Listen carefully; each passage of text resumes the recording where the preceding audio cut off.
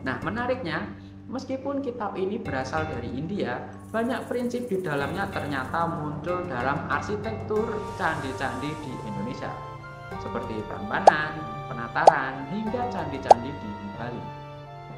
Lalu apa yang diatur dalam kitab ini tuh sebenarnya bukan cuma area candi atau bangunan aja, tapi sampai jadi pedoman penataan sebuah wilayah kota loh. Wah, keren juga nih.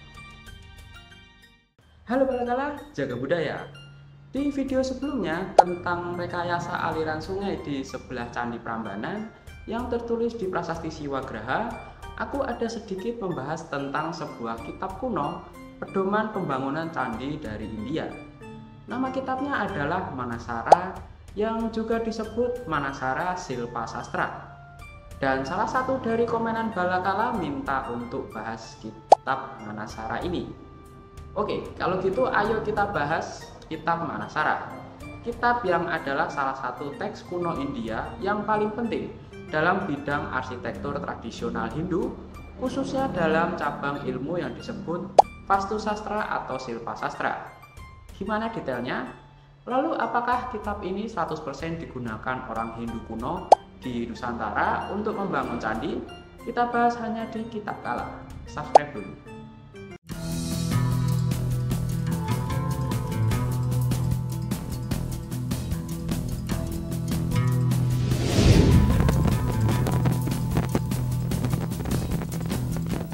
Jadi dalam tradisi arsitektur Hindu kuno, ada satu kitab yang sangat penting, namanya Kitab Manasara. Kitab ini adalah pedoman arsitektur yang disusun di India yang menjelaskan bukan hanya cara membangun kuil atau candi, tapi bagaimana sebuah bangunan bisa menjadi refleksi dari alam semesta. Kitab ini masih beredar di zaman sekarang, dengan telah diterjemahkan dalam berbagai bahasa dan beredar di masyarakat umum dunia. Nah, menariknya, meskipun kitab ini berasal dari India, banyak prinsip di dalamnya ternyata muncul dalam arsitektur candi-candi di Indonesia, seperti Prambanan, Penataran, hingga candi-candi di Bali. Lalu apa yang diatur dalam kitab ini tuh sebenarnya bukan cuma area candi atau bangunan aja, tapi sampai jadi pedoman penataan sebuah wilayah kota loh. Wah, keren juga nih. Oke, sebelum lanjut videonya, tolong subscribe YouTube Kitab Kala untuk yang belum subscribe, dan tolong like video ini buat yang sudah subscribe. Sip, mari lanjut videonya. Nah, kita bahas beberapa konsep atau aspek yang harus dimiliki sebuah bangunan terkait Manasara ini ya. Salah satu konsep utama dalam Manasara adalah kosmologi.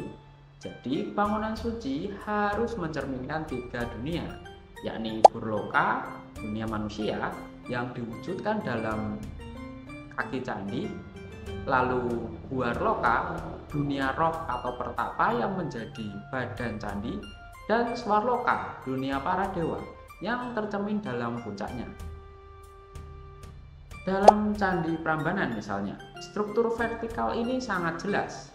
Kaki candi yang kokoh, badan yang menjulang, dan atap runcing yang seolah menyentuh langit.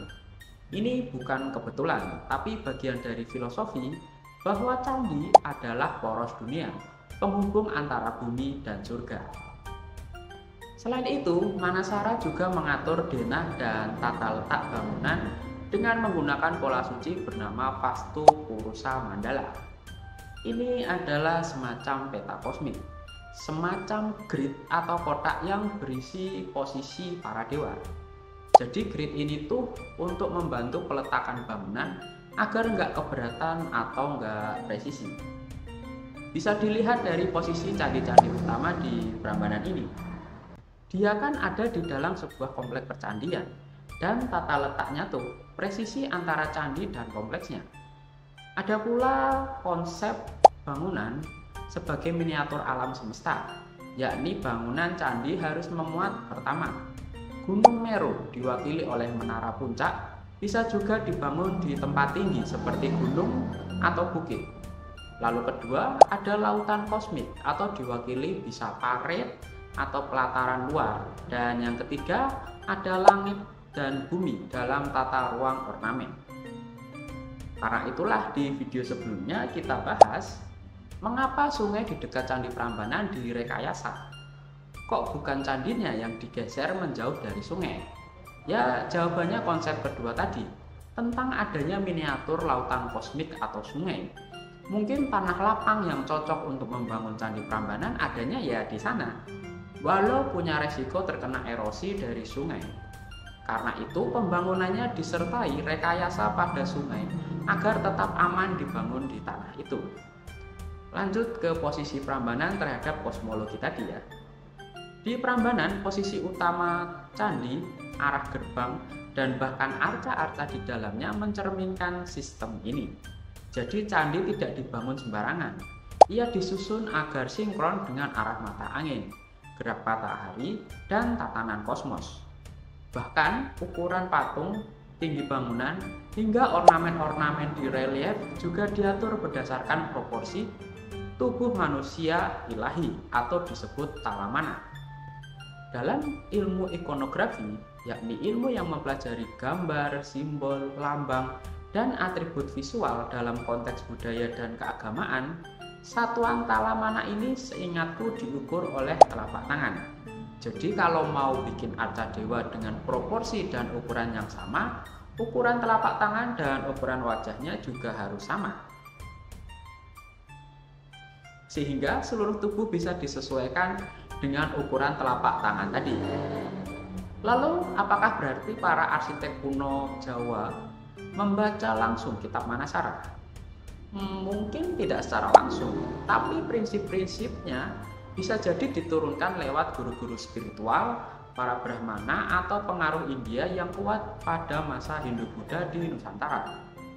Yang pasti, ini membuktikan satu hal, bahwa candi bukan hanya benda mati dari masa lalu, tapi simbol hidup dari pengetahuan, kepercayaan, dan cara pandang manusia Nusantara terhadap alam semesta.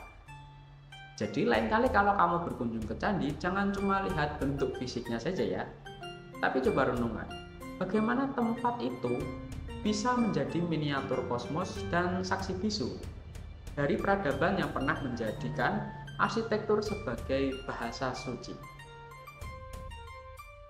Nah, itu saja balakala pembahasan kita kali ini tentang kitab Manasara. Semoga menambah pengetahuan kamu, minimal mengapa banyak candi berbentuk seperti itu, atau sebuah candi harus dibangun di tempat yang tinggi atau dekat dengan sungai. Sampai jumpa di video lainnya. Aku Ganesandra, si arkeolog indie undur diri. Jangan lupa subscribe. Bye-bye.